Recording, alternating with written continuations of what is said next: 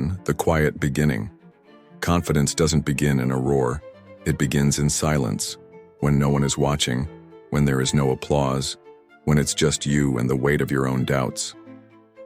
We think of confidence as something loud, a commanding voice, a strong handshake, a room bending to presence. But that's just the surface. Confidence, real confidence, is not built on how the world sees you. It's built on how you see yourself when there is no audience to perform for. So let's start there. With the stillness. With the idea that the foundation of strength doesn't always look impressive. Sometimes it looks like repetition. Sometimes it looks like showing up. Sometimes it looks like being the only one in the room willing to be uncertain. The quiet rehearsal confidence grows from small acts, from commitments honored in private. You say you'll get up early, and you do. You say you'll study, and you do. You say you'll go to the gym, and you do, even when no one is keeping score. These small wins are your training. They don't feel like much, but each one is a vote for the person you're becoming. And over time, they add up. Quietly, they change the way you carry yourself. Because now, when you speak, there's a history behind your words. A private track record no one can take from you. You don't need to announce it. You've lived it. That's where real confidence comes from. Not belief, proof. The discipline of self-respect. There's a kind of strength that comes from keeping your word, not to others but to yourself. When you say, I will do this, and then you don't, something erodes. Not just your plans, but your self-trust. But when you begin to treat your own word as law, something changes. You no longer need to chase the approval of others. You don't need to overcompensate. You respect yourself. And that quiet respect radiates. Confidence, then, is less about being impressive and more about being intact, whole, solid at the core. And that comes from treating your life like it matters. Your time, your health, your mind, your choices. The power of restraint. Sometimes the most confident person in the room is the one who speaks last. Or doesn't speak at all. They're not performing. They're not scrambling to prove their worth. They're listening, watching, calculating. And when they do speak, the words land. Because they weren't thrown into the wind, they were chosen. Confidence doesn't rush, it doesn't panic. It knows it can wait, it can hold tension, it can allow silence to stretch and not feel threatened by it. That's the kind of presence that turns heads.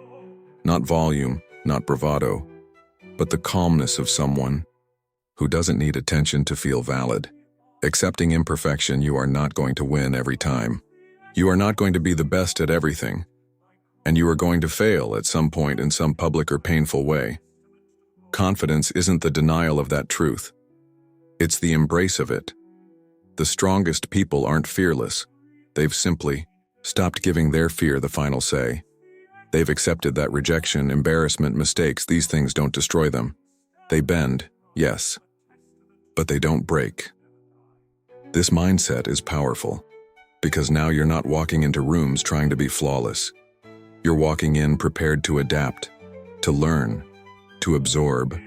That openness is rare. It's also magnetic. Quiet detachment from praise and criticism. Most people are addicted to feedback. They rise and fall on applause, likes, reactions.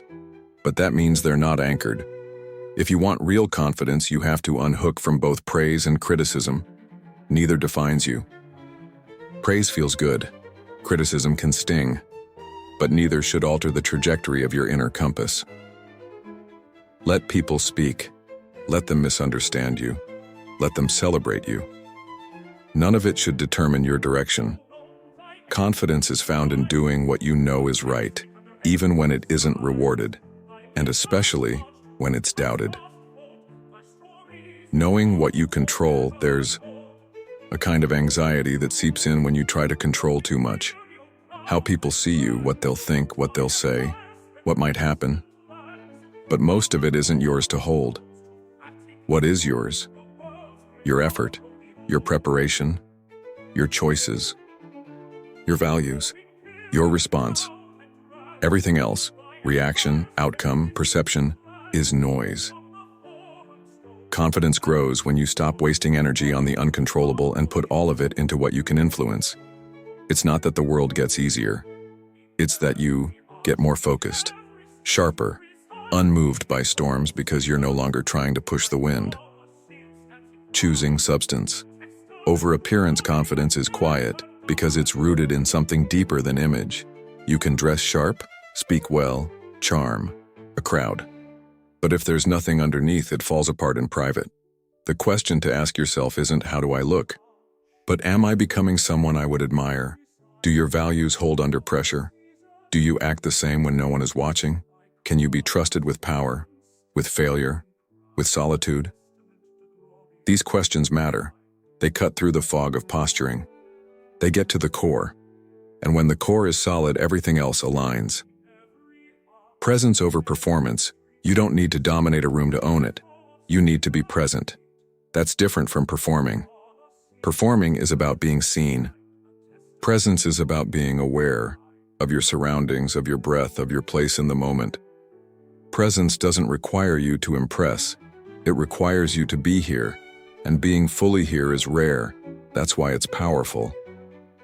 Most people are stuck in their heads, lost in how they're being perceived. But you can choose to be grounded, to focus, to listen. That alone sets you apart. It gives weight to your words, stillness to your movements. That's not showmanship, that's power. 10. Confidence as quiet ownership. There's a version of you who doesn't need to explain everything, who isn't defensive, who doesn't chase validation. That version lives inside quiet ownership of your choices, of your path, of your truth. You don't need to win every argument. You don't need everyone to agree. You know who you are. You know what you value, and that's enough. Ownership doesn't seek permission. It doesn't ask, is this okay? It simply acts from a place of clarity. That's the difference between confidence and insecurity. One needs to be constantly reassured. The other stands quietly and proceeds. Building through action. If you feel unsure, don't look for motivation. Look for motion. Confidence is a byproduct of action, not words, not affirmations. Movement. Do the hard thing. Make the call. Show up when you want to hide. Push forward when it's inconvenient. Every time you act in the face of hesitation, you weaken doubt's grip. And with each repetition, your self-image evolves. Not because someone told you you're capable, but because you proved it to yourself. Again and again, until you no longer ask, can I do this? 12. The final thought, the most powerful people aren't always the loudest. They're the ones who've made peace with who they are, without needing the world to agree. They walk into rooms with a quiet kind of gravity, not because they're trying to be noticed, but because they've noticed themselves. You can become that. Not in a day, not through tricks or hacks, but slowly, through repetition, through honesty, through quiet self-respect. Confidence isn't a costume you wear, it's a life you build. One decision at a time. Let me know if you'd like a printable version or to adjust this for a specific setting like a video or stage.